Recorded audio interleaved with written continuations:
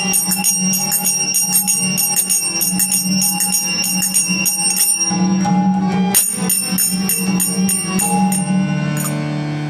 ओम विष्णुपाद परमहंस परिव्राजकाचार्य अष्टोत्तर शत श्रीमद् भक्तिवेदांत स्वामी श्रील प्रभुपाद महाराज की जय। अनंत कोटि वैष्णववृंद की जय। प्रेम से कहो श्री कृष्ण चैतन्य प्रभु नित्यानंद, श्री अद्वैत गदाधर शिवासादि गौर भक्तवृंद की जय। श्री श्री राधा कृष्ण गोप गोपीनाथ श्याम कुंड राधा कुंड गिरि गोवर्धन की जय। गंगा माई की जय। भक्ति देवी तुलसी महारानी की जय। भुवन मंगल श्री हरिनाम संकीर्तन की जय। ग्रंथराज श्रीमद् भागवतम की जय। गौर प्रेमानंदी हरि हरि बोल।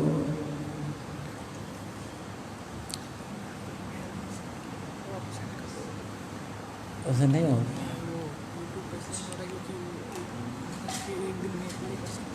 अच्छा अच्छा अच्छा अच्छा ओके। अच्छा अपने मेल में सेंड किया। अच्छा ये वाला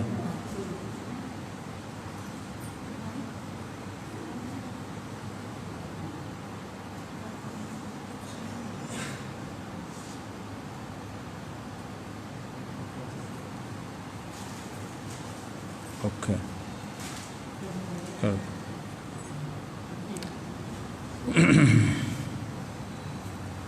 चालू करें। ओम नमो भगवते वासुदेवाय। ओम नमो भगवते वासुदेवाय। ओम नमो भगवते वासुदेवाय। नारायणं नमस्कृत्य नरं चैव नरोत्तमं देवीं सरस्वतीं व्यासं ततो जयमुदीरयेत्। मूकं करोति वाचालं पंगुं लंघयते गिरिं यत्कृपातमहं वन्दे परमानन्दमाधवम्।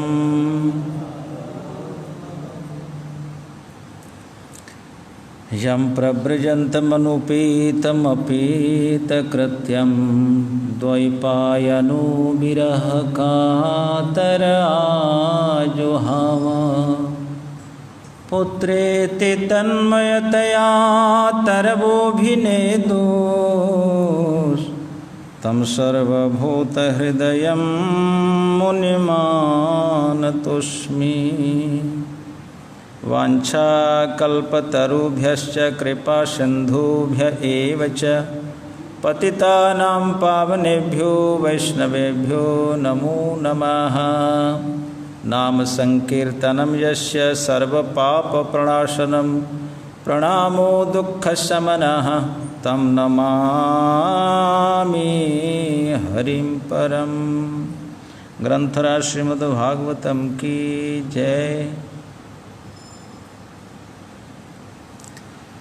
अखिल रस सिंधु दीनबंधु दया सिंधु भक्तवत्सल भक्तवांछा कल्पतरु रास रासेश्वर राज राजेश्वर गोपी प्राणधन नंद नंदन भगवान श्री कृष्णचंद्र की महती कृपा करुणा से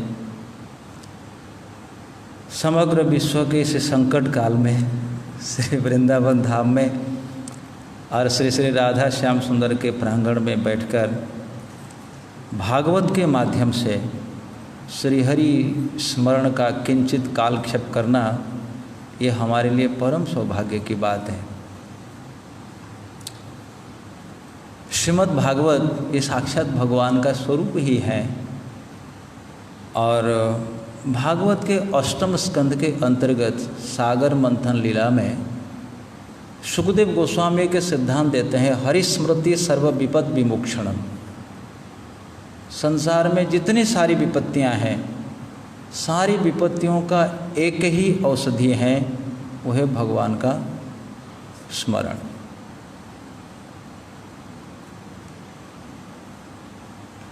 अशेष संक्लेश समं विधत्ते गुणानुवाद श्रवणं मुरारे। जितने भी विपत्तियां हैं अशेष संक्लेश समं विधत्ते गुणानुवाद श्रवणं मुरारे।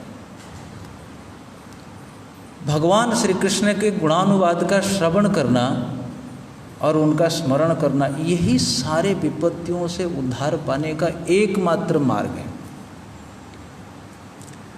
सो पृथ्वी में, विश्व में ये जो संकट का काल है, संकट की घड़ी है, इस घड़ी में अधिकतर लोगों को ये मालूम ही नहीं है कि इसकी औषधि क्या है। समस्त वैज्ञानिक, समस्त विद्वान, समस्त राजनीतिक नेता भी इससे परेशान हैं। और वैज्ञानिक लोग ये भी कहते हैं विज्ञान अनिश्चित है, विज्ञान की कोई निश्चितता नहीं है। एक साइंटिस्ट ने अभी जवाब दिया, विज्ञान की कोई निश्चितता नहीं है। कई बीमारी ऐसी हैं जिसकी वैक्सीन आज भी बनी नहीं है और इसकी बनेगी कोई गारंटी भी नहीं है। परंतु मित्रों, भगवान की स्मृति सर्व विपद विमोक्षणम अशेष संक्लेश समम विदत्ते गुणानुवाद श्रवणम मुरारे। मूर राक्षस को मारने वाले उस मुरारी के गुण कीर्तन करना, ये सारे संकटों से उद्धार पाने का एकमात्र रास्ता है। इसके अतिरिक्त और कोई उपाय नहीं, कोई उपाय ना शास्त्र में कहीं है ना और कोई दे सकता है। इसलिए प्रहलाद महाराज जब भगवान नरसिंह के पूजा करते हैं, हमेशा एक स्तुति में जगत हित के लिए प्रार्थना करते हैं। मैं समझता हूँ कि ये प्रार्थना पहले कर लेते हैं, फिर बाद में क्लास शुरू करते हैं। ये हमारी हमारा अभ्यास है, हम कथा के बाद ही ये प्रार्थना बोलते हैं, लेकिन हम समझते हैं कि पहले आज ये प्रार्थना कर लेते हैं। बहुत ही प्रसिद्ध प्रार्थना है, पर संस्कृत में तो नहीं कर पाएंगे सभी। बेटर है कि हम खंड खंड करके कहते हैं, आप सभी कहिए। प्रार्थना में बहुत शक्ति है। हम अगर इतने ही भक्त प्रार्थना करें, क्या पता भगवान सुन ही ले, और नहीं सुनेंगे इसका कोई कारण ही नहीं है, सुनना चाहिए। इसलिए हाथ जोड़ करके हम चाहते हैं कि प्रार्थना करिए, हे नाथ, विश्व का कल्याण हो, इस कोरोना रूपी दुस्तर बीमारी को आप हटाकर विश्व में मंगल की स्थापना करो, दुष्टों की बुद्धि शुद्धि हो, अर्थात जो लोग इस बीमारी को फैलाने में मदद करते हैं उनकी बुद्धि थोड़ी शुद्ध हो जाए, ताकि सबकी रक्षा हो सके। हमारा मन कल्याण मार्ग में प्रवेश करें, एक दूसरे का हित चिंतन करें, और हमारी बुद्धि, हे राधा श्याम सुंदर, आपके चरण कमलों की भक्ति में निष्काम भाव से प्रवेश करें। बस इतनी ही विनती है। सो ये प्रार्थना हमेशा करनी चाहिए। प्रत्येक भक्त को सुबह हो या दिन में तो एक बार ये प्रार्थना जरूर करनी चाहिए। संस्कृत में लिखा हुआ है, स्वस्त्यस्तु विश्वस्य खल प्रसीदतां ध्यायन्तु भूतानि शिवमिथो धियाः मनश्च भद्रं भजताधोक्षजे आवेश्यतां नु मतिरप्यहे तुकी मतिरप्यहे तुकी। हे प्रभु, अहेतु की बिना बाधा विघ्न हमारी मति, हमारी बुद्धि आपके चरणों में प्रविष्ट हो जाए। इसलिए मैत्रेय मुनि, विदुर ये सभी एक बात पर फोकस करते हैं, संकीर्त्यमानो भगवान अनंतः श्रुतानुभावो व्यसनम ही पुंसां प्रविश्य चित्तम विधुनोति अशेषम यथा तमर्को भ्रमिवाति वातः।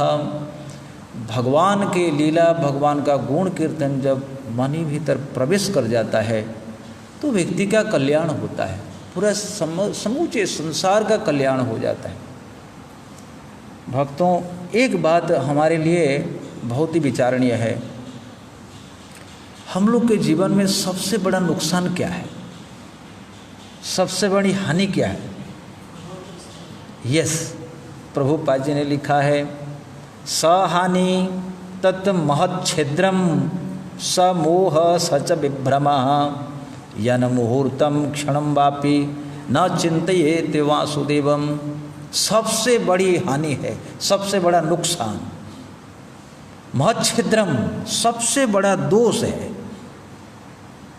सहानि तत् महच्छिद्रम, समोह सबसे बड़ा मोह की स्थिति वही है, सच विभ्रम सबसे बड़ी भ्रांति हुई है।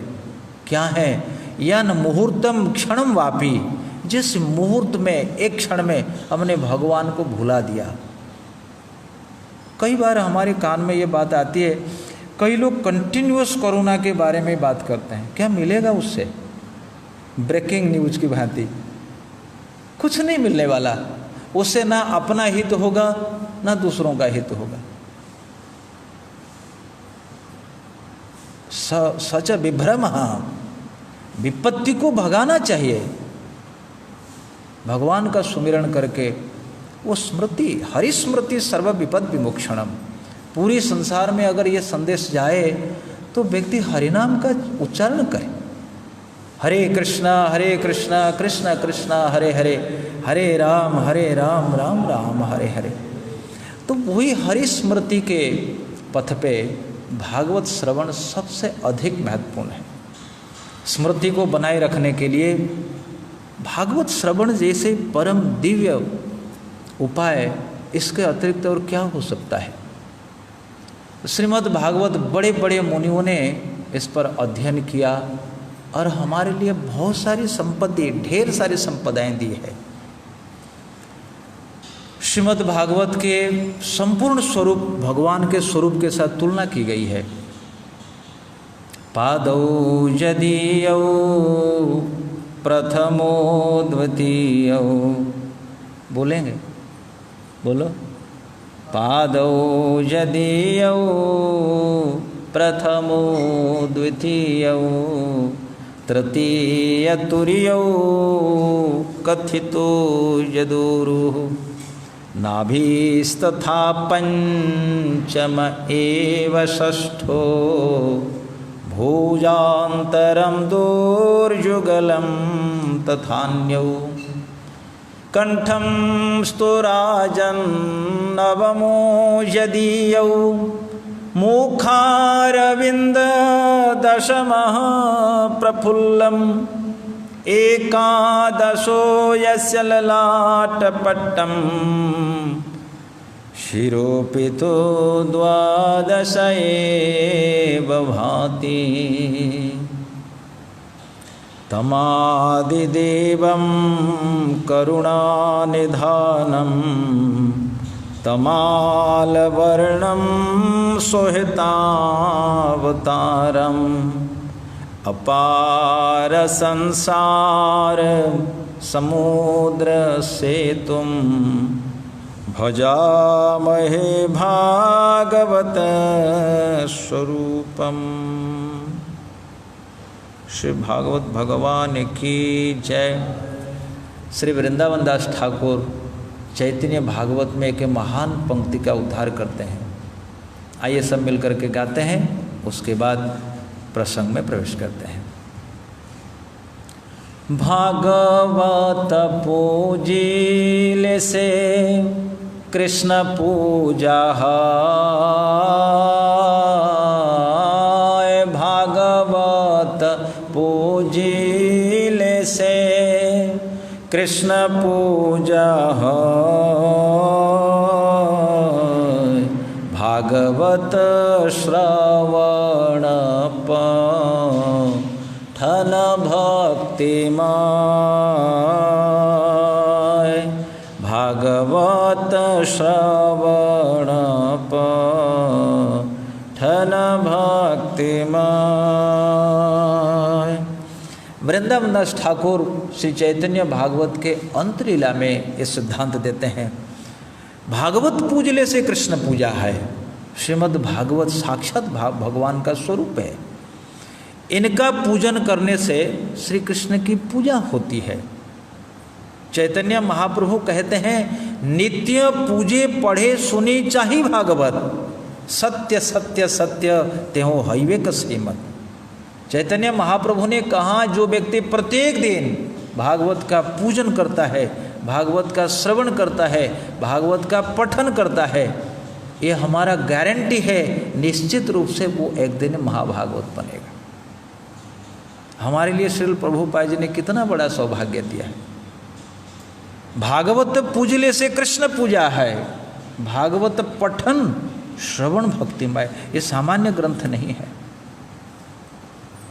प्रथम स्कंद से लेकर 12वें स्कंद तक भगवान के दिव्य स्वरूप का वर्णन किया गया, और उसमें से 10वें स्कंद को कहा गया मुखार विंदम दशम प्रफुल्लम। किसी व्यक्ति को कोई देखना चाहता है, यदि उसका मुख नहीं देखता, सारा शरीर देखता, क्या उनको पक्का दर्शन माना जाएगा? नहीं माना जाएगा। अब देखो, हमारे ठाकुर जी के दर्शन करो, राधा जी के दर्शन करो, सब तो कपड़े से ढका हुआ है, केवल मुखार विंद ही खाली है। अब हमारे जगन्नाथ जी को देखो, सब तो ढका हुआ है, केवल मुँह ही है कि नहीं महाराज? और क्या क्या दर्शन होता है? कहीं भी देखिए, कहीं कोई नहीं, मुखारविंद के अतिरिक्त दर्शन माना नहीं जाता। यदि कोई व्यक्ति अपने पुत्र के लिए बहू देखने गया, वो बहू देखने गया और वो बहू बिल्कुल ढक करके घूंघट तान करके आ गई वो लड़की, तो क्या ये घर वाले देख करके आ जाएंगे? क्या कहेंगे पांडे? अरे कहेंगे पहले चेहरा दिखाओ। चेहरा देख लिया, सब देख लिया। ऐसे ही 10वां स्कंध, 10वां प्रफुल्ल मुखार विंदम। यदि आपने भागवत का सब कुछ नहीं पढ़ा, केवल 10वां स्कंध ही पढ़ा, आपने सब पढ़ लिया। इसलिए श्रील प्रभुपाद जी जाने से पहले जल्दी थी, उन्होंने कृष्ण बुक लिखा, क्योंकि उनके मन में भाव था। ऐसा प्रभुपाद जी ने लिखा भी है कि भाई जाने से पहले हम 10वां स्कंद पूरा कर पाएंगे या नहीं कर पाएंगे। 10वां श्री कृष्ण की लीला से मेरे भक्त वंचित रह जाएंगे। इसलिए उन्होंने श्री कृष्ण लीला का वर्णन कृष्ण बुक के रूप में कर दिया है ना माता जी। इस पर कोई और बात है क्या? प्रभुपाद जी ने कृष्ण बुक लिखा इसी उद्देश्य से कि भाई पहले से हमारा कुछ हो जाए, पर मैं 10वें स्कंद को देके जाऊंगा, जो भगवान का मुखारविंद है। मुखारविंद दशमः प्रफुल्लम। किसी व्यक्ति के मुस्कुराता हुआ मुखमंडल को देखने से व्यक्ति प्रसन्न हो जाता है। ऐसे ही 10वां स्कंद भगवान का मुखारविंद, हंसता खिलता हुआ मुखारविंद। 10वें स्कंद के अनेक लीला है, जन्म से लेकर अप्रकट लीला तक, ना जाने कितनी कितनी लीलाएं हैं। आचार्य श्रीधर उसको कुछ भागों में विभाजित करते हैं। मुख्यतः 3 भाग है: वृंदावन लीला, मथुरा लीला, द्वारका लीला। कुल मिलाकर के अध्यायों की संख्या है 90। 4 अध्यायों में, 10वें स्कंद के 4 अध्यायों में उपक्रम, भूमिका है। भगवान श्री कृष्ण आएंगे, क्यों आएंगे, क्या कारण है, आने के पीछे प्रयोजन क्या है, ये प्रयोजन बताने हेतु 4 अध्याय चला गया। 10वें स्कंद के 5वें अध्याय में नंद उत्सव है, भगवान श्री कृष्ण का प्राकट नंद उत्सव। इसलिए भक्तों याद रखिए 4, सबसे पहले 4 लीला, 4 प्लस 35 अध्यायों में वृंदावन लीला। वृंदावन लीला के अंतर्गत गोकुल जाना, मथुरा से गोकुल चला जाना, गोकुल से नंदगांव, छठी करा इत्यादि जो भी इस क्षेत्र की लीलाएं हैं, वो सारी लीलाएं 35 अध्यायों में लिखा हुआ है। एक अध्याय में अक्रूर जी स्तुति करते हैं। 11 अध्यायों में, यानी कि 41 अध्याय से लेकर 51 अध्याय पर्यंत 11 अध्यायों में मथुरा की लीला है। भगवान लगभग 14 बरस मथुरा में रहे, तो 11 अध्यायों में मथुरा की लीला का वर्णन होता है। तो तो कितने हो गए? 4, 35, 4, 39, एक 40 और एक अक्रूर जी की स्तुति 41, 51। बाकी 39 अध्यायों में द्वारका की लीला है। इसका यही समीकरण है 4, 35, 1, 11, नहीं 11, हाँ 1, 11, 39, कुल मिलाकर के 90 अध्यायों में भगवान श्री कृष्ण की दिव्य लीला है। भारतवर्ष में अनेक लोग हैं आज भी श्री कृष्ण के सर्वांगीण चरित्र को सुनना पसंद नहीं करते। कई लोग कहते हैं ना, हम तो द्वारिकाधीश कृष्ण को मानना चाहते हैं, हम बंशीधारी श्री कृष्ण को मानना नहीं चाहते। हम नहीं मानना चाहते कि उन्होंने रास रचाया, उनको अच्छा नहीं लगता। लेकिन पूर्णता की दृष्टि से प्रत्येक विद्वान इस बात को मानता है, भाई श्री कृष्ण की रासलीला तुम सुनना चाहते हो अथवा नहीं सुनना चाहते हो, राजनीति सुनना चाहते हो, ये दोनों अपूर्ण है। और रासलीला भी सुनो, श्री कृष्ण की राजनीति भी सुनो, श्री कृष्ण के गिरिराज उठाना भी सुनो, और श्री कृष्ण का गिरिव्रत से 86,000 राजाओं का उद्धार भी सुनो, श्री कृष्ण का बांसुरी वादन भी सुनो, और श्री कृष्ण का रणभूमि में उनके सारंग धनुष से बाण चढ़ाना भी सुनो। अद्भुत लीला है, उनका हर एक प्रकार का रस है। माखन चोरी की लीला भी सुनो, और बड़े बड़े योद्धाओं को धूल चटाने वाली लीला भी सुनो। अद्भुत अद्भुत लीला है। यदि कोई व्यक्ति भगवान श्री कृष्ण की एक लीला में फंसता है, ये उनकी पूर्णता नहीं है। इसीलिए तो श्री कृष्ण लीला करते हैं, बाल लीला से लेकर कैशोर लीला, फिर युवावस्था की लीला, बस अद्भुत लीला करके चले जाते हैं। तो अनेक लीलाओं में से आज हम लोग एक लीला सुनेंगे, काल यवनवध। भागवत के 10वें स्कंद के उत्तरार्ध में काल यवनवध का उपक्रम आया है। तो भक्तों के मन में प्रश्न उठेगा, हमने ये प्रसंग क्यों रखा? हमने इसलिए रखा, मथुरावासी बड़े त्रस्त थे। जरासंध बार बार आक्रमण करता था, 17 बार आक्रमण किया। काल यवन 18वीं बार आया चढ़ाई करने के लिए। एक दिन उसने मुहूर्त मांगा कि एक दिन हम कृष्ण से लड़ना चाहते। सारे मथुरावासी आतंकित हो गए।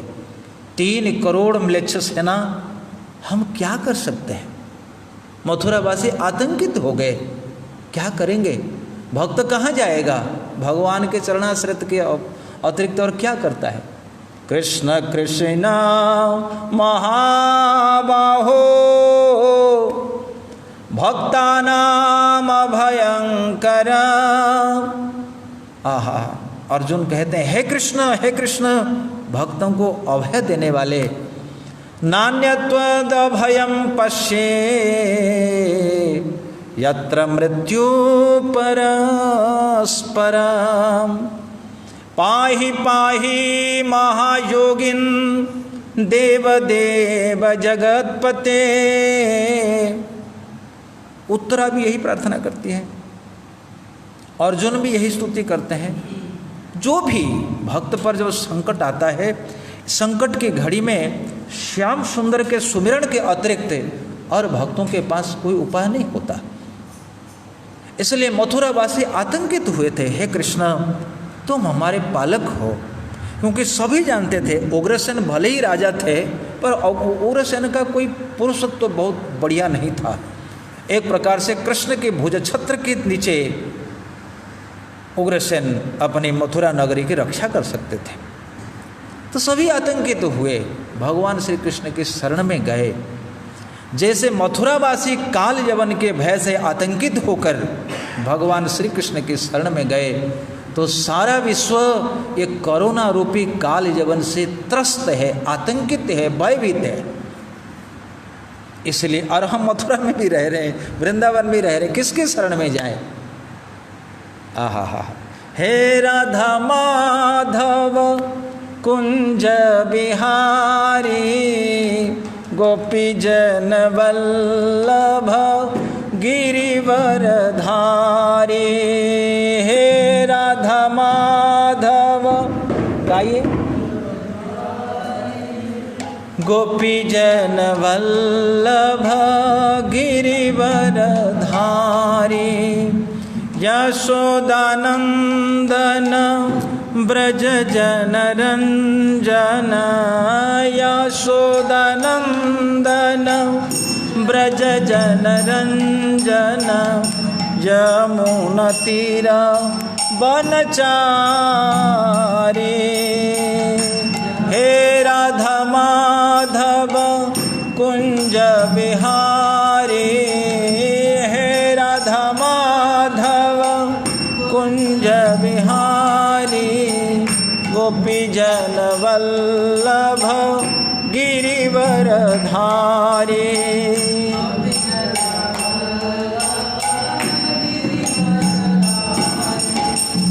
हे दीन बंधु हे दुखहारी, हे दीन हे दुखहारी, हे दीन बंधु हे दुखहारी।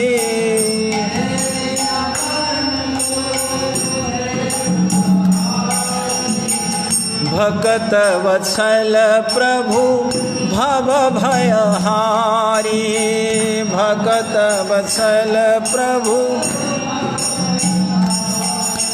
जय राधा माधव कुंज बिहारी, जय राधा माधव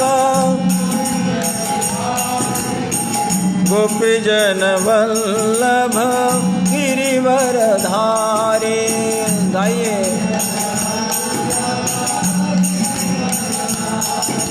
हे दीन बंधु हे दुखहारी,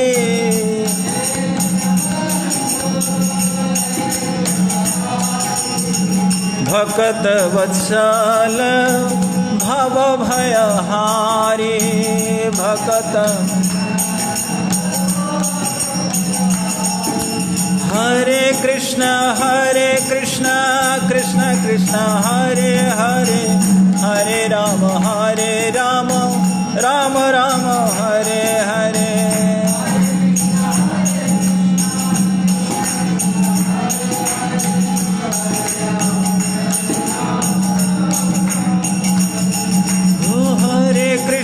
हरे कृष्ण कृष्ण कृष्ण हरे हरे, हरे राम राम राम हरे हरे। जय हो।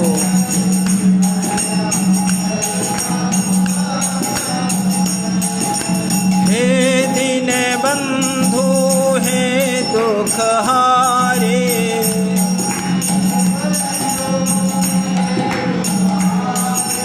भक्त वत्सल प्रभु भव भयहारी, भक्त वत्सल प्रभु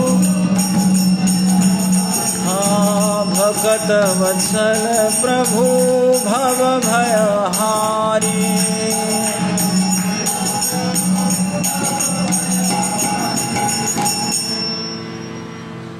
मथुरावासी आतंकित त्रस्त और भयभीत होकर जब भगवान को पुकारा तो भगवान ने उनकी सुरक्षा करी। उसी प्रकार हम भक्तों के लिए एकमात्र उपाय है सुख में सुखावसाने तुदमेव सारम, दुखावसाने इदमेव गेयम। दुख के अवसर आने पर भगवान का गुण कीर्तन अधिक से अधिक होना चाहिए, यही उपाय है और इसके अतिरिक्त कोई उपाय नहीं। इसलिए काल यवन, कोरोना रूपी काल यवन को भगाने के लिए भगवान श्री कृष्ण की सहायता के अतिरिक्त कोई उपाय नहीं। काल यवन को वर प्राप्त था, किसी शत्रु से नहीं मर सकता था, किसी अस्त्र शस्त्र से नहीं मर सकता था। भगवान श्री कल आप लोग सुनोगे कि भगवान श्री कृष्ण से वो कहता है मैं अमर हूँ। कृष्ण ने कहा तू पागल है,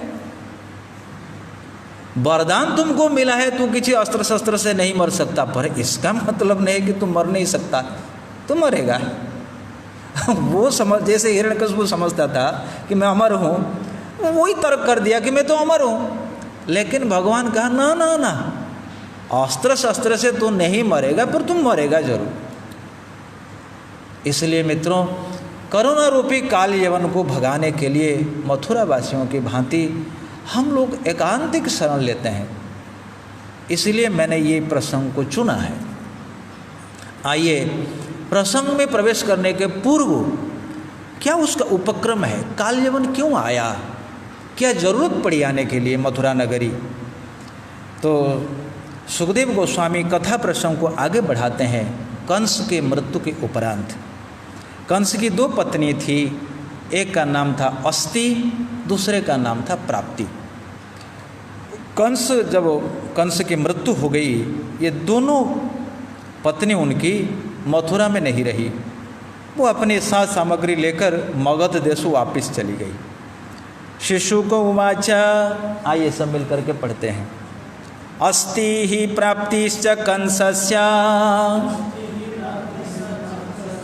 महिष्यौ भरतर्षभा मृते भर्तरि दुःखार्थे यतोस्म पितुर्ग्रहान् अस्ति प्राप्तिश्च कंसस्य महिष्यौ भरतर्षभा मृते भर्तरि दुःखार्थे यतोस्म पितुर्ग्रहान्। श्री सुखदेव गोस्वामी कहते हैं,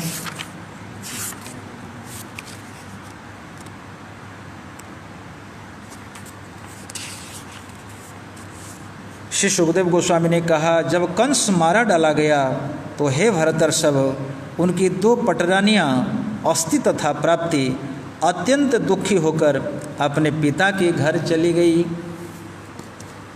तो मित्रों, कंस की जो 2 पुत्री व पत्नी थी अस्ति तथा प्राप्ति, ये सती नहीं हुई। इससे पता चलता है कि सतीदाह प्रथा जो है वो ऐच्छिक थी, जबरदस्ती नहीं थी। काल क्रम से उसको जबरदस्त बनाया गया। जैसे कुंती और माद्री, दोनों में माद्री सती हो गई थी, कुंती सती नहीं हुई।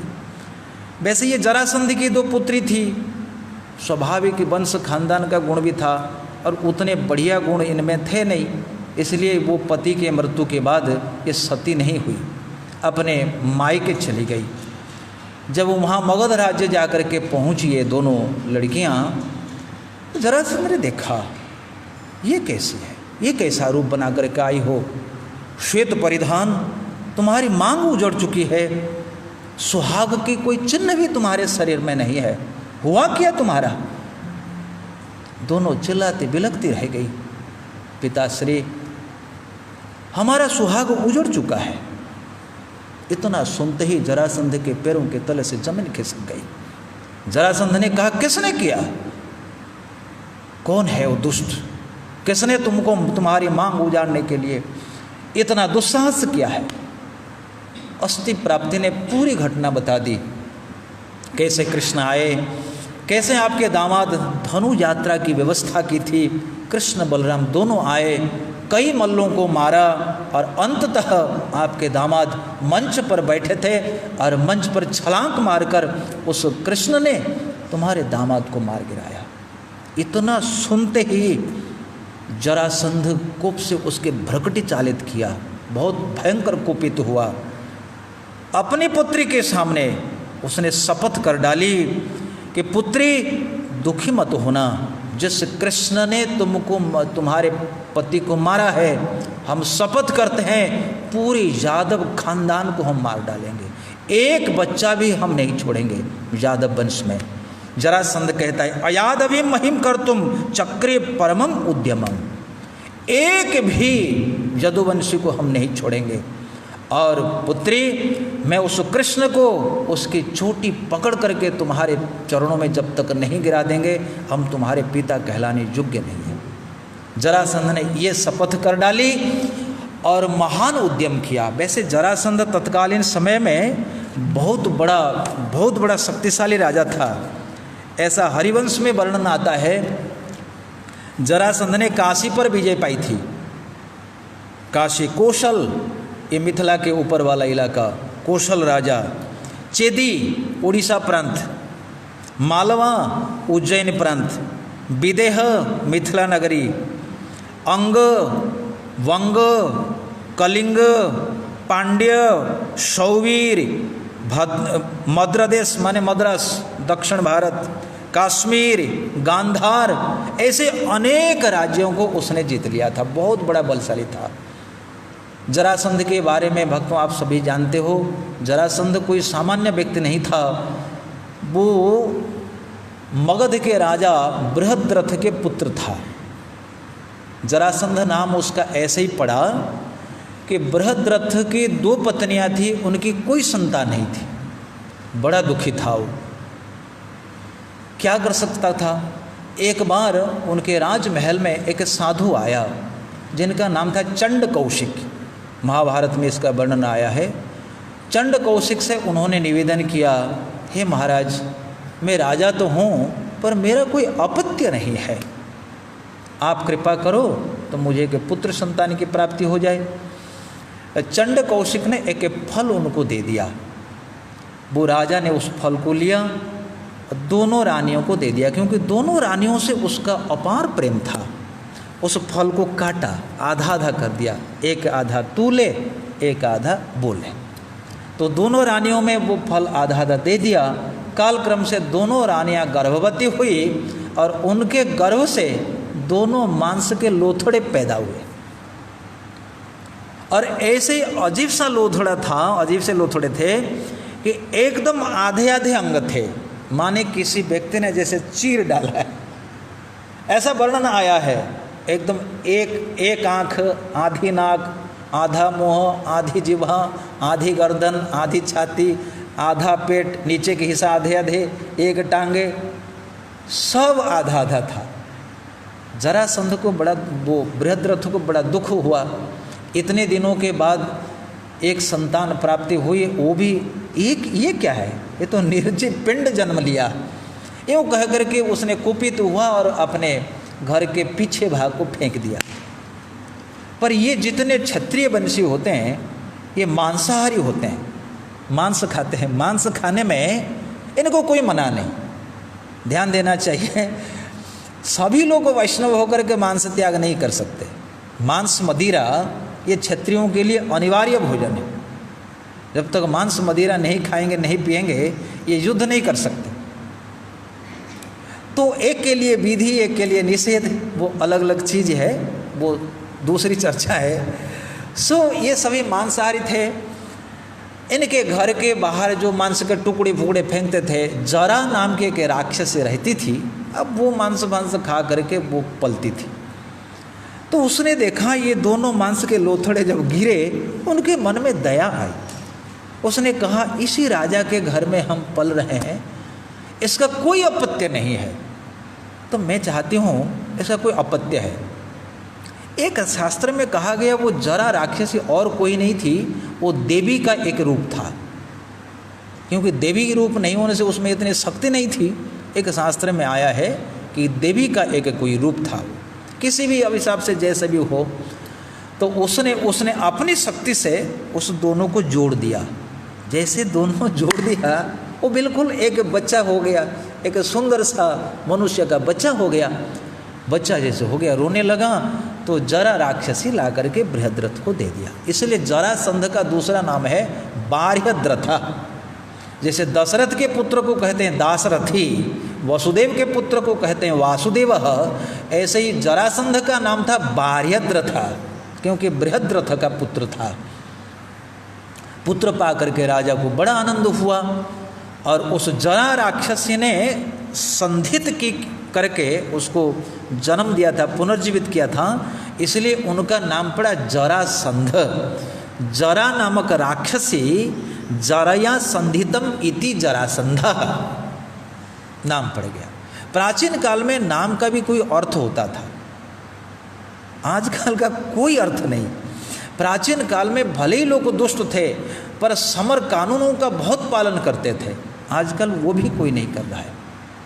तो वो जरासंध महान क्षत्रिय बना और कंस भी उस समय तत्कालीन समय में बहुत बड़ा पहलवान था। वो अपनी पहलवानी करके बहुत सारे राजाओं को जीत लिया था। ये जो केसी, अघा, बकासुर, मुष्टिक, चाणूर, ये जिनको किसी को केरल से लाया था, किसी को उज्जैन से लाया था, किसी को तमिलनाडु से लाया था, किसी को कश्मीर से लाया था, ये भी महाशक्तिशाली था।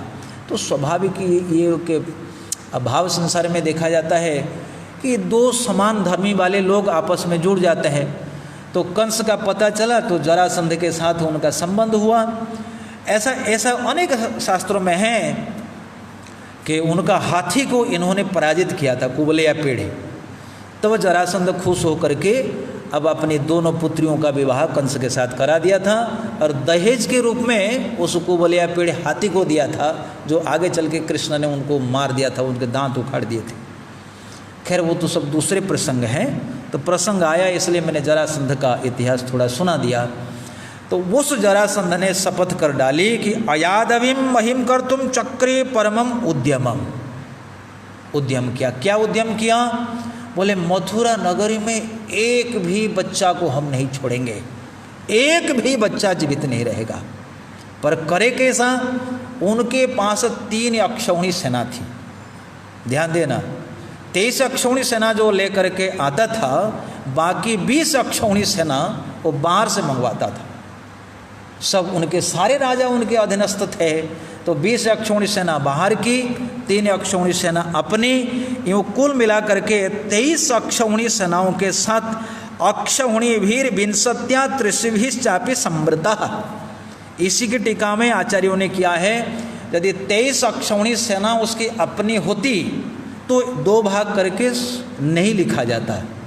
चूँकि लिखा गया है अक्षौहिणी भी विंशत्या, माने 20 अक्षौहिणी, त्रिशिभिश्चापि समृता, 3 अक्षौहिणी को मिला दिया। अर्थात जरासंध की 3 अक्षौहिणी सेना, बाकी 20 अक्षौहिणी सेना बाहर की, सब मिला करके 23 अक्षौहिणी सेना बहुत सेना होती है। इतनी सेना की कल्पना करना भारी मुश्किल है, एक अक्षौहिणी सेना। तो मैंने सोचा अक्षौहिणी के बारे में थोड़ा हिसाब किताब कर दे कि भाई कम से कम एक आइडिया लग जाए कि कितनी सेना उस तत्कालीन समय में कितनी जनसंख्या होगी। देखो, एके भी एक रथा त्रयस्वा पति 5 पदातिका पति अंगई त्रिगुणहीर सर्वे क्रमादाख्या यथोत्तरम। तो शास्त्रकारों ने बताया, एक गज, एक रथ, एक अश्व, 5 पदाति, ये कुल मिलाकर के इनको कहते हैं एक पत्ती। क्या कहते हैं? एक पत्ती कहते हैं, पत्ती। तो ये पत्ती जब 3 गुना हो जाता है वो कहता है सेनामुख। वो जब 3 गुना हो जाता है उसको कहते हैं गुल्म। वो जब और 3 गुना होता है उसको कहते हैं गढ़। वो और 3 गुना होता है उसको कहते हैं वाहिनी। वो और 3 गुना होता है उसको कहते हैं प्रतना। वो और 3 गुना होता है उसको कहते हैं चमू। और 3 गुना होता है उसको कहते हैं अनिकिनी। और अनिकिनी जब 10 गुना होता है उसको कहते हैं एक अक्षौहिणी। सो यदि एक के साथ आप गुणा करके जाएंगे तो एक अक्षौहिणी सेना में आपको मिलेंगे 21,870 गज माने हाथी, 21,870 रथ, 65,610 अश्व घोड़े, 1,09,350 पदाति। एक अक्षौहिणी 1,09,350 पदाति, 65,610 अश्व, 21,870 रथ, 21,870 गज। ये कुल मिलाकर के जितनी सेना हुई ये चतुरंगिणी सेना है। रथारोही, गजारोही, अश्वारोही और पदारोही, पैदल चलने वाले, घोड़े पर चलने वाले, हाथी पर चलने वाले, रथ पर चलने वाले, ये कुल मिलाकर के जितना होगा आप हिसाब कर लेना। तो जरासंध की सेना कितनी थी? 23 अक्षौहिणी। एक बार में 5,03,000 हाथी, 5,03,010 हाथी। पता नहीं पूरा उत्तर प्रदेश में इतने हाथी कहाँ से आएंगे? 5 लाख कहाँ से आएंगे? पूरे भारत में होंगे कि नहीं विश्वास नहीं लगता। अभी 5 लाख हाथी होना कोई नहीं लगता। 5,03,010 हाथी, 5,03,010 रथ, 15,09,030 घोड़े और 25,15,050 पदाती। ये सब मिला करके होते हैं 23 अक्षौहिणी सेना। अब हम चिल्ला रहे कि हमारी जनसंख्या खूब हो गई। उस समय साल भर के अंतर में जरासंध जाता था और 23 अक्षौहिणी सेना लेकर के आता था और भगवान हर बार उनकी सेनाओं को खत्म करते थे। कृष्ण ने केवल बांसुरी नहीं बजाई, बाण भी चलाया। जब सारंग से बाण छूटते थे तो बड़े बड़े वीर कांपते थे, दिक्पाल लोकपाल थर्रा उठते थे। ये श्री कृष्ण की पूर्णता है। जो बांसुरी भी बजा सकता है वो बाण भी चला सकता है। केवल अज्ञानी लोग श्री कृष्ण के एक पक्ष देखते हैं। ना ना, हम उस पक्ष नहीं लेंगे। कई लोग तो डॉक्टर सर्वपल्ली राधाकृष्णन, वो कहते हैं वो कृष्ण जिसने रासलीला रचाया, हम उसको नहीं मानते। कई लोग कहते हैं। किसने कहा, हमारे प्रधानमंत्री जी भी कहते हैं ना ना, हम तुम्हारे वो कृष्ण को नहीं मानते, हम तो द्वारकाधीश चक्रधारी कृष्ण को मानते हैं। चलो माने लो, कोई बात नहीं, लेकिन बुद्धिमान वही है जो दोनों पक्ष मानता है। दोनों पक्षों को मानने से ही पूर्णता है। जो माखन चुरा सकता है वो रास बिहारी भी कर सकता है। जो रास बिहार कर सकता है वो सुधर्मा सभा में बैठ कर के सलाह भी दे सकता है। अद्भुत अद्भुत भाव है। तो इन सेनाओं को लेकर के जरासंध आता था। जब आया, मथुरा को चिट्ठी भेजी जरासंध के राजा उग्रसेन के पास। अब वो आ जाता है दूत, महाराज तैयार रहो, जरासंध की सेना आक्रमण करने वाली है। ठीक है। उग्रसेन तो बहुत ही कमजोर राजा थे। उन्होंने अपने मंत्रियों को बुलाया। अक्रूर क्या करना चाहिए? अक्रूर अनेक राजाओं ने अनेक सलाह दिया। कुछ राजाओं ने कहा, देखो महाराज, जरासंध के साथ लड़ना बुद्धिमानी नहीं है। बोले क्यों? बोले हम जानते हैं कि 23 अक्षौहिणी सेना लेकर के आता है। मथुरा हमारा छोटा सा राज्य है, हमारे पास है क्या? छोटी सी सेना लेकर के हम क्या करेंगे? कुछ नहीं कर सकते। तो क्या करना चाहिए? अच्छा होगा कि संधि कर लेना चाहिए। पर श्री कृष्ण ने कहा, संधि? ये कैसी बात है? इसमें कोई वीरता है? वीर वही होता है युद्ध में हतोवा प्राप्स्यसि स्वर्गम जित्वा वा वक्षसे, भाई रणभूमि में रक्तपात करना वो वीरों का धर्म है। संधि क्या करना है? राजाओं ने कहा बलि चढ़ना। श्री कृष्ण ने कहा ऐसी बात नहीं है। जो वीर गति को प्राप्त होता है वो शहीद हो जाता है, वो बलिदान होता है। तो बलिदान देने के लिए क्यों नहीं तैयार होता? वीर परिणाम के बारे में इतना नहीं सोचता, उसको वीर गति ही सुहाती है। चलो लड़ो। पर कृष्ण की बात को कई लोगों ने माना, कई लोगों ने माना नहीं। अंततः राजा उग्रसेन ने अक्रूर जी को दूत बना करके भेजा हस्तिनापुर, इंद्रप्रस्थ, जहाँ धृतराष्ट्र राज्य शासन करते थे। पर वहाँ शकुनी की प्रेरणा से कोई नहीं आया। इसलिए जरासंध के साथ सभी लोग आए, पर कोई पांडव पक्ष और ये भीष्म द्रोण आदि कोई नहीं आया। ऐसा शास्त्र में लिखा हुआ है कि जरासंध ने सबसे कह दिया, जाओ पश्चिम पट पे कलिंगाधिपति चेकितान और गोनर्द, ये राजा और उनके साथ सहयोगी राजा, तुम पश्चिम दरवाजे पे, पश्चिम द्वार पर आक्रमण कर लो। मथुरा को पश्चिम द्वार से ही रोध करो। उत्तर द्वार पर रहेंगे विंद अनुविंद, उज्जैन के ये है शतध्वन्वा और भूरिश्रवा। तुम पश्चिम द्वार पर रहो, उत्तर द्वार पर रहो। पूर्व द्वार की रक्षा करे शैल्य, उत्तमौजा, जयद्रथ, ये सब कौरव पक्ष वाले थे। सारे द्वार पर घेराव कर लिया और दक्षिण द्वार में मैं रहूँगा, मेरा बेटा रहेगा। देखो जरासंध की 2 बेटी और 2 बेटे, दो बेटा कौन है? एक जन्मित पुत्र है सहदेव और एक गोद लिया हुआ शिशुपाल। इसीलिए शिशुपाल को ब्याह देने जरासंध भीष्मक नगरी कुंडनपुर आया था। वो उनका बेटा था, गोद लिया हुआ पुत्र था और उनका जन्मित पुत्र था सहदेव।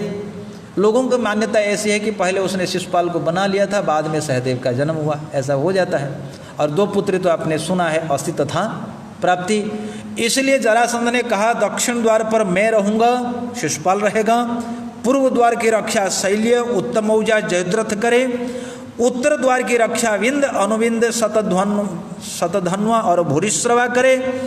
पश्चिम द्वार की रक्षा कलिंगाधिपति चेकितान और गुणर्द करे। ये हरिवंश में डिटेल्स वर्णन में तो 2-3 राजाओं का नाम केवल उल्लेख किया है टीका से लेकर के, और ग्रुप 50-50 राजा थे सबने, लेकिन भीष्म वगैरह नहीं आए थे।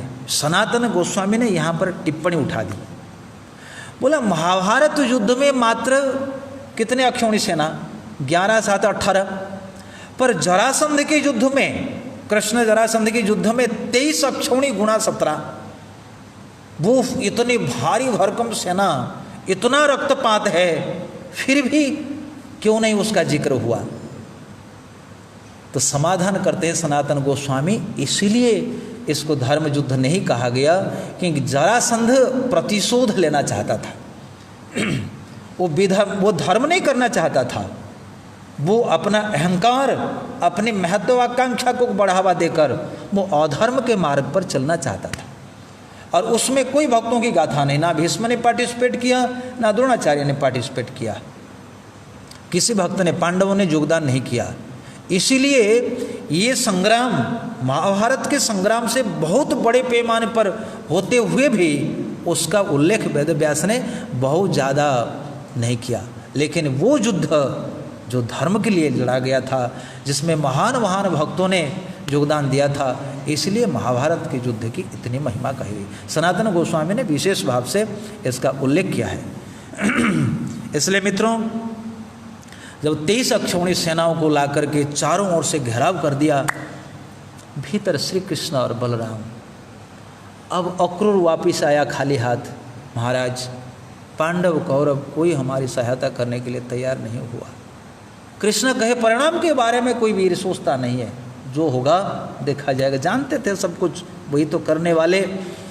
तो जब जरासंध मथुरा के निकट आ गया, चारों ओर से घेराव मथुरा नगरी को कर लिया, सारे मथुरावासी आतंकित हो गए। हे कृष्णा, अब तो तुम हमारे उद्धारक हो, अब तुम हमारे पालक हो, हमारा उद्धार ही करो। श्री कृष्ण बलराम सोच रहे हैं। सुखदेव गोस्वामी लिखते हैं, चिंतयामास भगवान हरि कारण मानुषाः तद्देश कालानो गुणम स्वावतार प्रयोजनम। चिंतयामास भगवान हरि कारण मानुषाः। भगवान मनुष्य नहीं है, मनुष्य की सी लीला कर रहे थे, इसलिए उनको यहाँ कहा गया हरि कारण मानुषः। अनेक जगह में भागवत में कपट मानुषः, कारण मानुषः, इस तरह से भगवान को कहा गया है, अभिहित कहा गया। तो यहाँ आचार्य लोगों ने टीका किया है। चक्रवर्ती कहते हैं मनुष्य नहीं है, मनुष्य के रूप में अभिनय कर रहे थे। बाकी भगवान का रूप तो दिव्य है। अंगानि यस्य सकलेन्द्रिय वृत्ति मनति है, दिव्य सच्चिदानंद विग्रह है। तो किसी एक व्यक्ति, एक जाति के रूप में उनको अभिहित करना गलत है। सभी न देवा सुरमर्त्य स्त्रियम न स्त्री न षंडो न पुमान न जंतु हो नायम गुण सर्ग। गजेंद्र कहते हैं नायम गुण कर्म न सन्न चासन निषेध से सो जयताद शेषा। भगवान ना तो पुरुष है, ना तो स्त्री है, ना देव है, ना किन्नर है, ना गंधर्व है, ना सर्प है, ना यक्ष है, ना राक्षस है, ना मनुष्य है, ना जीव है, ना प्रकृति है। वो इन सबसे विलक्षण है। भगवान कैसे हैं? सच्चिदानंद विग्रह है। इसलिए सुखदेव गोस्वामी कहते हैं चिंतयामास, भगवान क्या चिंता करेंगे। लेकिन चूंकि मानवीय लीला कर रहे हैं, इसलिए भगवान सोच रहे हैं क्या करना चाहिए। जरासंध को मार दूं, उनकी सेना छोड़ दूं, अथवा उनकी सेनाओं को मार दूं, जरासंध को छोड़ दूं, अथवा सेना के साथ जरासंध को मार दूं, तीनों में से क्या करूं? थोड़ी देर के बाद भगवान के स्व अवतार प्रयोजनम, मेरा अवतार हुआ है, जब जब होई धर्म की हानि, बाढ़ असुर अधम अभिमानी, करई अनिति जाय नाही बरनी, सीदई विप्र देनु सुर धरनी, तब तब धरि प्रभु विविध शरीरा, हरई कृपा निधि सज्जन पीरा। मेरा अवतार का प्रयोजन यही है, दुष्ट विनाश और शिष्टों का, साधुओं का पालन। जरासंध को मारने से काम नहीं बनेगा, ये जाएगा अनेक सेनाओं को लेकर के आएगा, इसलिए इनको मारना हमारे लिए उचित नहीं है। चिंतयामास भगवान हरि ही कारण मानुषाः, हरि क्यों? क्योंकि मथुरा वासियों का दुख हरण करने वाले हैं, इसलिए भगवान का नाम पड़ा हरि ही, दुख हरणशीलस्य हरि ही। आचार्य गिरधर टीका करते हैं, दुख हरणशीलत्वात्, जिनके भीतर अपने आश्रितों का दुख हरण करने का भाव कूट कूट करके भरा हुआ है, उन्हीं का नाम है हरि। इस तरह से भगवान हरि चिंतन कर रहे थे। उनके भाई बलराम अपने पास थे, तो भगवान के संकल्प मात्र से वैकुंठ से 2 रथ उतरे। हा रथ के बारे में लिखा हुआ है, रथौ उपस्थितौ सद्य ससुतौ सपरिच्छदौ, दिव्य रथ, दिव्य सारथी, दिव्य अस्त्र शस्त्र, दिव्य पताका, दिव्य रथ वैकुंठ से जब उतरा, भगवान श्री कृष्ण ने कहा, पश्य आर्य, हे आर्य, हे भ्रातः, ज्येष्ठ भ्रातः, देखिए आपके आश्रित जन मथुरावासी बड़े संकट में हैं। एक काल, ये जरासंध रूपी, ये काल यवन रूपी कोरोना के संकट में ही है, आप इनका ये संकट हरण करो। तो भगवान बलराम और भगवान श्री कृष्ण इस तरफ से संकल्प करते हैं। रथ 2 उपस्थित होते हैं, ताल ध्वज और गरुड़ ध्वज, ऐसा कहा गया।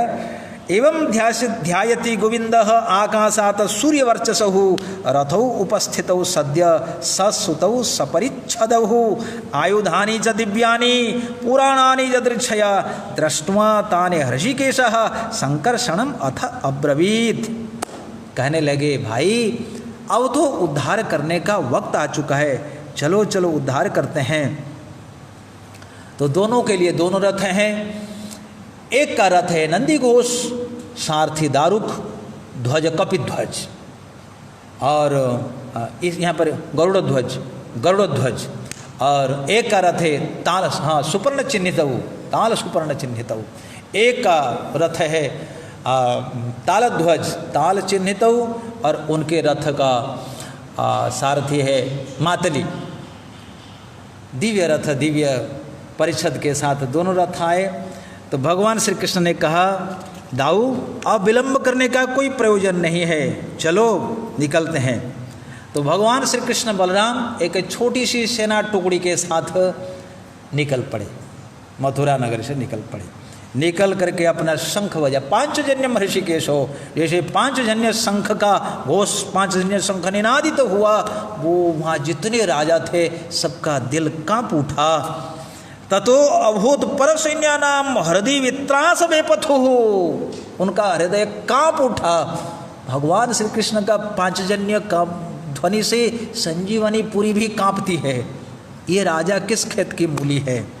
तावा हो मागध वीक्ष, हे कृष्ण पुरुषाधमा, जरासंध ने देखा श्री कृष्ण बलराम उन्हीं की तरफ आ रहे हैं।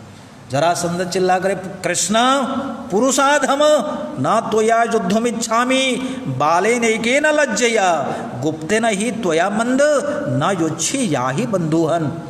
अरे पुरुषाधम कृष्ण, अरे कुलांगार मंदमती, जो छिप करके मथुरा नगर से भागने वाला, तू मेरे साथ लड़ने आया है, तेरे संग लड़ने में मुझे लज्जा आती है, भाग जा यहाँ से।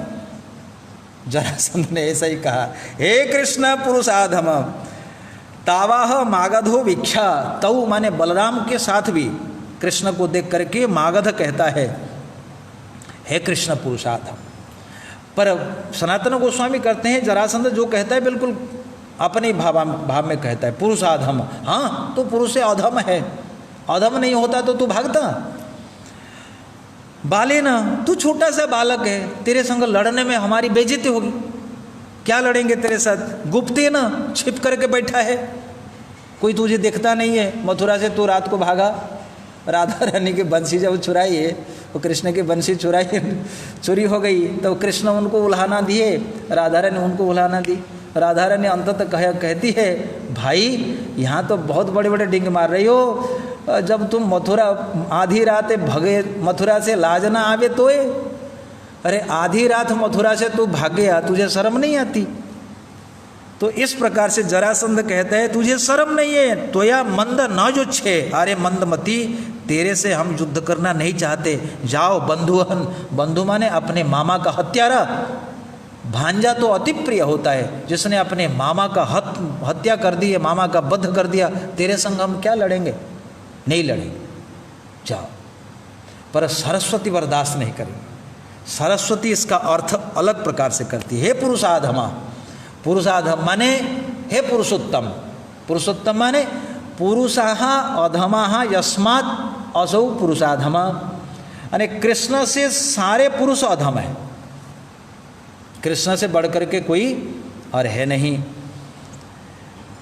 बालेन, बालेन माने जरासंध कहता है तू बालक है, पर सरस्वती कहते ना ना ना, बालक को ब्रह्मा यस्य असौ, बोले जिनका बालक ब्रह्मा है वो है कृष्ण। वैसे तो सही है ना, ब्रह्मा भगवान श्री कृष्ण के बालक हैं। मंद, मंद शब्द का अर्थ है यहाँ चक्रवर्ती जी कहते हैं त्वया मंद, तो त्वया के साथ वो डंडा को मंद के साथ जोड़ देने से त्वया अमंद होगा, यानी कि श्री कृष्ण से बड़ा उत्साही संसार में और कोई नहीं है, श्री कृष्ण से बड़े बुद्धिमान और संसार में कोई नहीं है, इसलिए वो मंद नहीं है, वो अमंद है। और बंधुहन शब्द का अर्थ होता है कि बंधु माने कंस को मारा, ये तो नॉर्मल अर्थ है, पर बधनाति इति बंधु, जो हमको बांध दे उसको कहते हैं बंधु, माने अविद्या, जो अविद्या को नष्ट कर दे उसको कहते हैं बंधुहन। तो श्री कृष्ण सबकी अविद्या की ग्रंथि को छिन्न भिन्न कर देते हैं, इसलिए कृष्ण का एक नाम है बंधुहन। गुप्तेन, गुप्तेन माने जरासंध तो कहता है तू मथुरा से भाग गया, लेकिन गुप्तेन का अर्थ होता है कि तू सबके हृदय गुफा में छिपा बैठा हुआ है, इसलिए तुझे कोई नहीं पकड़ पाता। हिरण्यकशिपु ने यही अनुभव किया, वो कहीं छुप गया है, इसलिए वो वापस आया। तो इनका सारस्वत अर्थ इस प्रकार से होगा। इसका यही अर्थ होगा कि हे पुरुषोत्तम, सरस्वती कहते हैं आपका बालक है ब्रह्मा, अपार ऐश्वर्यशाली श्री कृष्ण, मैं छोटा सा बालक जरासंध आपके साथ में क्या युद्ध करूंगा? आप तो घट घट में विराजमान हो, लड़ूंगा क्या? आपको पाना ही मुश्किल है। और आप महान हो, आप मंद नहीं हो, आप महान उत्साही हो, आप सबकी अविद्या की ग्रंथि काटने वाले हो, इसीलिए मैं आपसे क्या युद्ध करूंगा? यानी कि जरासंध लज्जित होता है। हाँ, तब राम यदि श्रद्धा युद्धस्व धैर्यम उद्वह, राम तुम थोड़े बलशाली हो, यदि तुमको लड़ने में इच्छा है आओ, हेत्वा वा मच्छरई छिन्नम देहम स्वर्या ही माम जही, यदि तू लड़ेगा तो मुझे मार करके स्वर्ग जाएगा या तो मैं तुझे मार डालूंगा। वैसे जरासंध तो मार नहीं सकता, एक वो लोकाचार नीति को अनुसार कहता है। तब भगवान कहते हैं, श्री भगवान उवाच न वै सुरा विकथ्यन्ते दर्शयन्ति एव पौरुषम न गृह्णीमो वचो राजन् आतुरस्य मुमूर्षताः। जरासंध ने, भगवान ने कहा, हे राजा, जो बलवान राजा होते हैं वो केवल डींग नहीं हाँकते, वो लड़ते हैं, वो कार्य से दिखाते हैं। केवल मोह जवान, ये मोह जवान नहीं लड़ाते। दिखाओ अपना पुरुषत्व, हम बालक हैं या हम वीर है, मैदान में दिखा जाएगा। ये क्या तू ऐसा बोलता है? तब जरासंध, तब सुखदेव गोस्वामी कहते हैं, जरासुतस्तव अभिसृत्य माधवौ महाबलौघेन बलीयसा वृणोत् ससैन्ययानाध्वजबाज सारथी सूर्यानलो वायुरिवाभ्ररेणुभिः 23 अक्षौणी सेनाओं के साथ मथुरा नगरी को ऐसे ही घेराव कर लिया जैसे बड़े बड़े बादल धूल कणों के साथ मिलकर के सूर्य को प्रतिरोध कर लेते हैं। इतनी सेना, सुखदेव गोस्वामी कहते हैं वो तो सेना नहीं थी, सेना का सागर था। वो सैन्यों का सागर चारों ओर मथुरा नगरी को घेर लिया। श्री कृष्ण बलराम को कोई देख नहीं सका। सुपर्ण ताल ध्वज चिन्हितौ रथावलक्षंतो हरि रामयो मृधे स्त्रिय पुराटालक हर्म्य गोपुरम समाश्रिता सम्मोहो सुचारदिता। सारी स्त्रियां मथुरा की अट्टालिका पर खड़ी हो गई थी।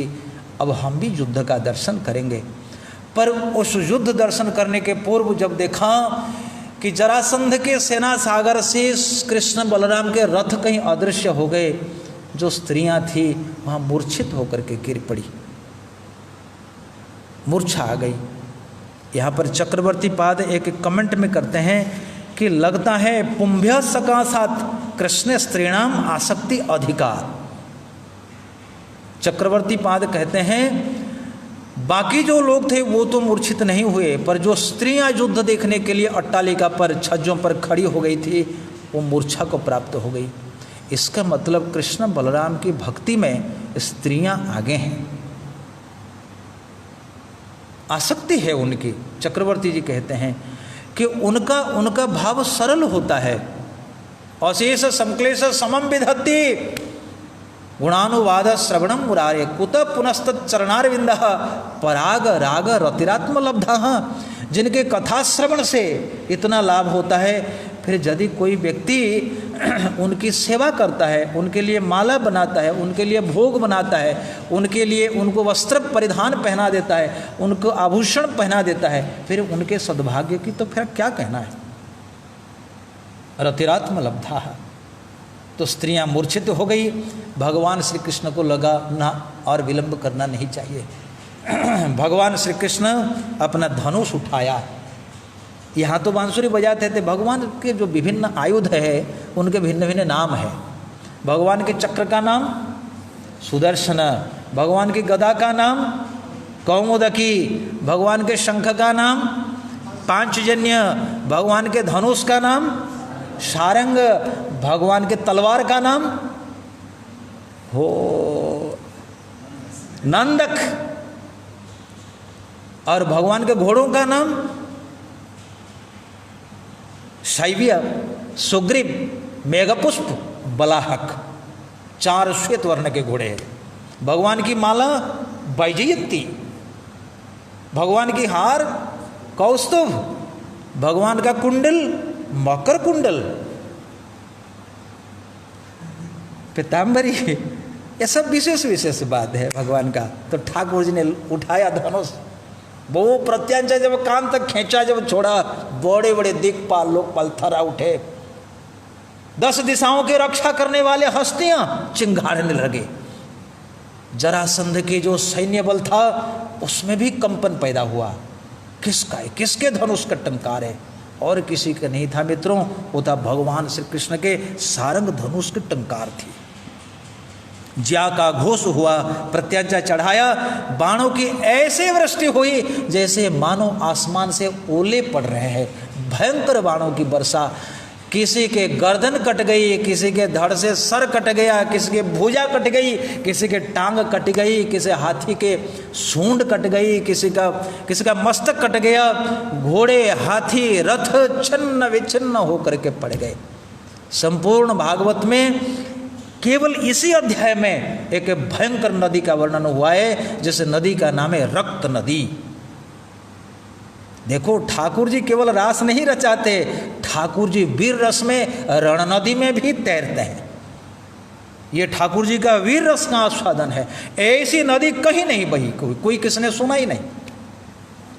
उड़ीसा में हम लोगों ने सुना है, जब अशोक ने चढ़ाई कर दी थी कलिंग सेना, वो जो धौलीगिरी है, आज भी पूरी जाते समय एक नदी है, कौन सी नदी है? हाँ? दया नदी। धौलीगिरी के तट में जो दया नदी कहते हैं, दया नदी का पानी वो खून हो गया था, रक्त रंजित हो गया था। दया नदी का पानी रक्त रंजित हो गया था, बात अलग है, पर भगवान ने श्लोक निकालो 25। निर्भिन्न कुंभा करिणो निपेतु अनेक सोश्वासर वृक्ण कंधरा रथा हता स्वध्वज सूत नायका पदातय छिन्न भुजोरु कंधरा संच्छिद्यमान द्वीपेदे भवाजिनः अंग प्रसूता शतसो अश्रुक्पगा। अश्रुक माने खून, अपगा पगा माने नदी। शतसोश्रुगापगाहम भुजाहय पुरुष शीर्ष कच्छपाहम हतद्वीप द्वीप हय ग्रहाकुलाहम करोरु मीना नरकेश शैवलाह धनुस्तरंगा युद्ध गुल्म शंकुलाह। उस खून की, उस रक्त नदी का वर्णन करते हैं सुखदेव गोस्वामी। जिस रक्त नदी ऐसे बह जा रही थी जिसमें मनुष्यों के बाल शैवाल की भांति प्रतीत हो रहे थे, मनुष्यों के भुजाएं सर्पों की भांति प्रतीत हो रही थी, मनुष्यों की उंगलियां वीरों की मछलियों की भांति प्रतीत हो रही थी, धनुष तरंग की भांति लहराती थी, और घोड़ों की जो धड़ है वो मगर की भांति तैरते हुए चले जाते थे, और हाथियों का शरीर टापू जैसे प्रतीत होता था, और नरमुंड कछुओं के भांति प्रतीत होते थे। और इतना ही नहीं है, नरमुंड शैवला और अच्छुरिकावर्त जो बड़े बड़े ढाल वो उस नदी में आवर्त की भांति प्रतीत हो रहे थे, और सेनाओं के जो बड़ी बड़ी हार, उसके मणिमाणिक के आभूषण उस बालू में, नदी के बालू में मानो ये रत्न के रूप में प्रतीत हो रहे थे, ये बालू का के मणि मुक्ता के रत्न के रूप में प्रतीत हो रहे थे। वाह वाह, सुखदेव गोस्वामी रक्त नदी का वर्णन करते हैं। आगे कहते हैं, महाराज परीक्षित, इस रक्त नदी का दर्शन करके बड़े बड़े वीरों का उत्साह वृद्धि होता है, पर कायर जो होते हैं अब उनका हार्ट फेल होता है, वो दर्शन नहीं कर सकते। एक बार हम गए थे, हमारे एक भक्त का एक्सीडेंट हो गया था, उपेंद्र प्रभु वैष्णव महाराज साक्षी है, हमको भेजे थे, यहीं पे हम गए थे, उनका खून देख करके उपेंद्र प्रभु बेहोश हो गया। खून, हमने उनको स्ट्रेचर से उठा करके लेके गए हॉस्पिटल, माहेश्वरी हॉस्पिटल, तो कई लोगों को खून देख करके, खैर हम लोग को इतने वीर नहीं है, पर इतना तो नहीं कि मूर्छा हो जाता है, पर कई लोग खून को देखते ही मूर्छित हो जाते हैं। भगवान श्री कृष्ण कहते हैं, हाँ, उस रण नदी को, उस रक्त नदी को देख करके वीरों में उत्साह जगता है। राजन, क्या तुम समझते हो जरासंध के साथ ये लड़ाई भगवान के लिए वीरता है? ना ना ना, ये बच्चों का खेल है। क्या बच्चों का खेल है? बोले सृष्टि संहार कर सकता है। क्षयम प्रणीत वसुदेव पुत्रयोः विक्रीडितम, ये विक्रीडित है, ये क्रीड़ा है। तब जगदीशयो परम स्थिति उद्भवांतम भुवनत्रयस्य यः समेहते अनंत गुण स्वलीलया नयस्य चित्रम परपक्ष निग्रह तथापि मर्त्यानुविधस्य वर्णते। बोले, हे परीक्षित महाराज, ये तो उनके लिए क्रीड़ा मात्र थी, मनुष्य की लीला कर रहे थे, इसीलिए उनको लड़ना पड़ा। अब वो जिनके संकल्प मात्र से तीनों भुवन की उत्पत्ति, संहार और पालन होता है, ये जरासुत को मारना ये कोई बहुत बड़ी बात नहीं थी। तो इसलिए आप इस पर कोई शंका मत करो।